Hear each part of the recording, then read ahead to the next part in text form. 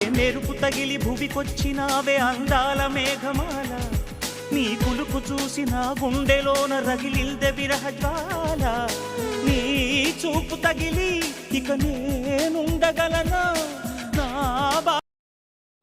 Hi అందరికీ. ఎప్పుడైనా నోరు చప్పగా ఉండి కారంగా తినాలనిపించింది అనుకోండి, ఇలా ఎల్లిపాయ కారంతో అన్నం ట్రై చేయండి, సూపర్గా ఉంటుంది.